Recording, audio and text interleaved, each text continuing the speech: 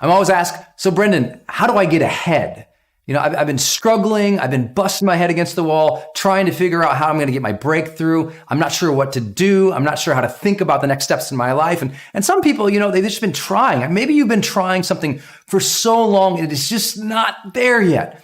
What are the ideas, the strategies, the elements you need to put into your life to get to that next level? I've studied this for 17 years and it always seems to come back to one of 5 things, The first thing it often comes back to is consciousness.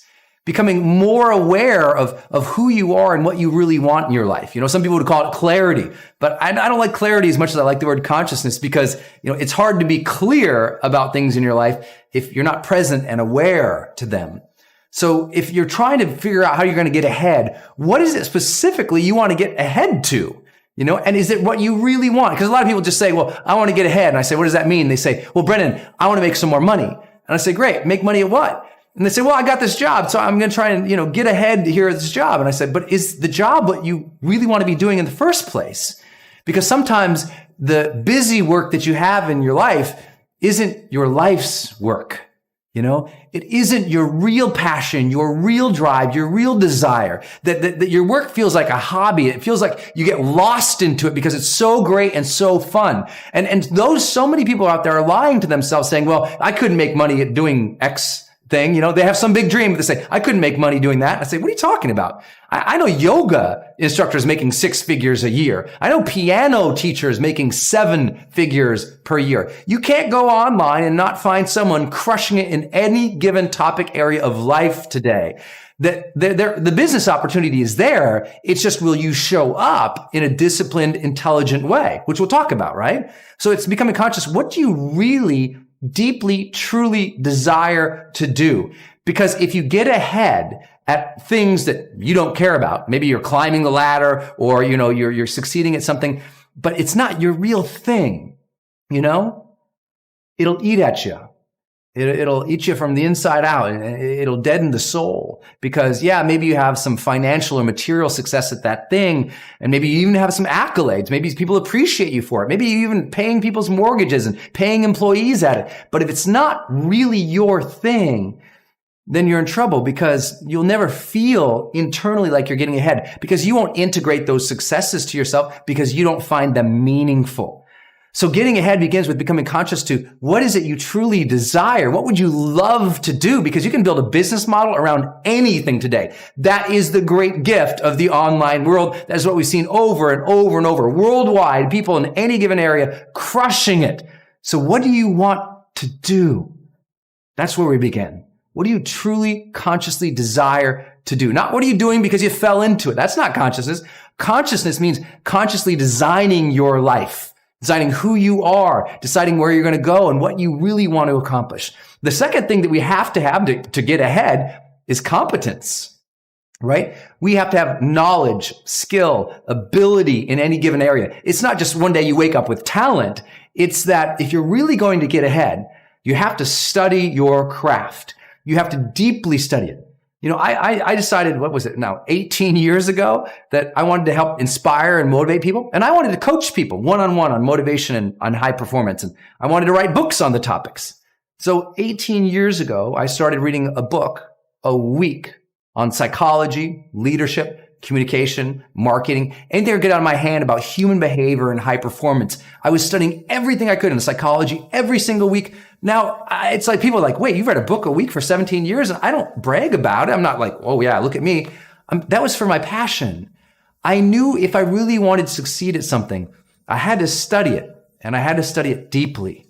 And I couldn't, spend all this time doing all the other things. So I had to study my craft. The great artists of our past history, that's what they did. They did one thing. They had a true level of depth of study in that area. Now, maybe they dabbled in some other areas too, but they became famous because they studied one area.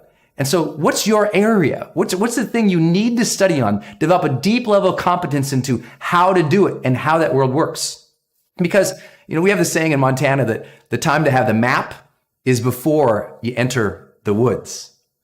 But a lot of people have a dream and they run out into the woods and they just start trying stuff. And they take this path and this path and this path and this path. And because they didn't study best practices, Sunday, when, they wake up and they're lost. They're confused about who they are and where they're at. And they're in this dark forest of the unknown with no plan to get out. They had no idea. They just jumped into something. They didn't study before taking that leap.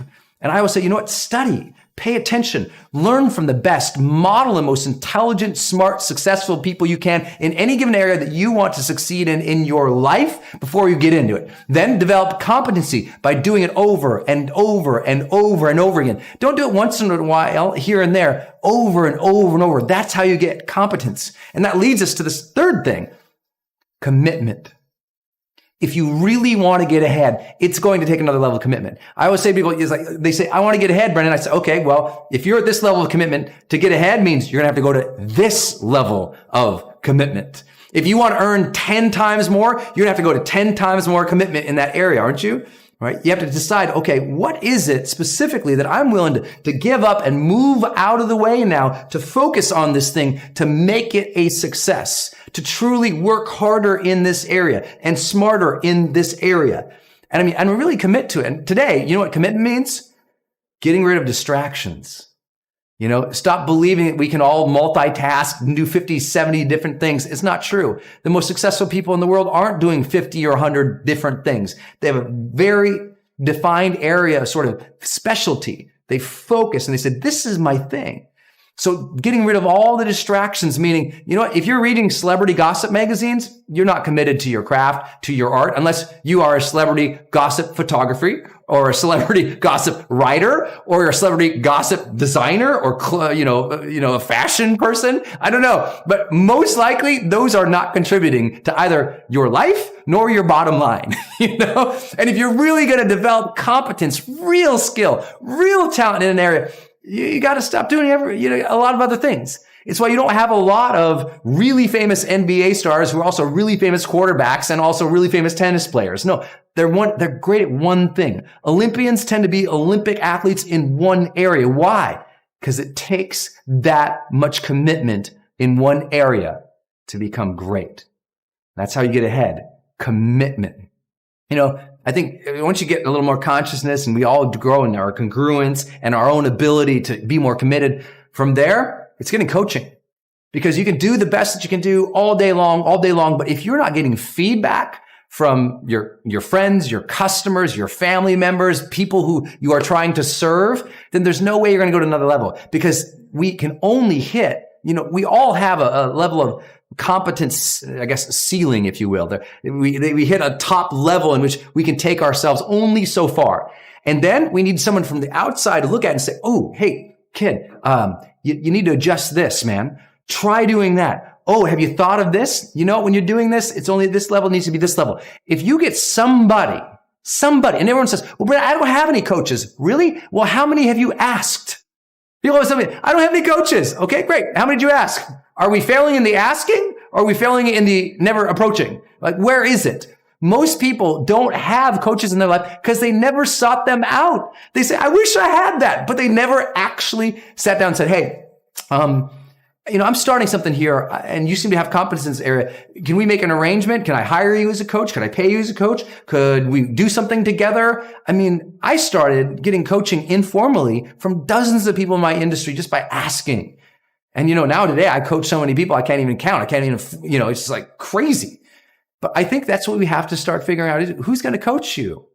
And if you don't have a list of 10 or 12 people who you think could mentor you or advise you or coach you, then you're kind of grasping at hope and fate that maybe someday a coach will land on you.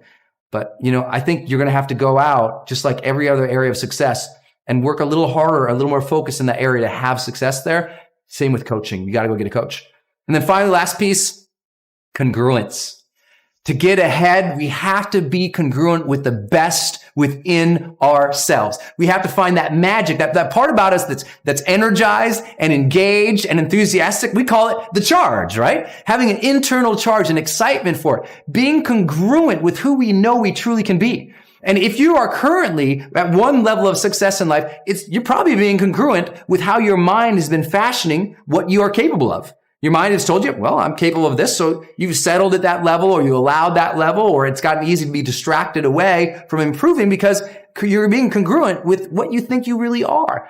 And sometimes the easiest way to shift someone and actually help them get ahead is to say, look, we got to change the way you think about yourself, man. You got to give yourself more credit. You've got to give yourself a bigger vision. Don't limit your vision for yourself based on what you accomplished yesterday. You can dream and you can grow into your best person. You can grow into new competencies, new skills, new talents. You can break through tomorrow. So have that vision for yourself. Set a new congruence in your mind. Say, you know what? I can become world class at what I do. I can become great at what I want to achieve. I can become a magnificent person who is loving and engaged and joyous in life. And you set your mind to it. And you really set your mind to it. And once you have that set in your mind, your body and your unconscious behaviors will start moving towards that. It will desire to be congruent with your very thoughts about yourself. If we can do those things, just decide to be more conscious, decide to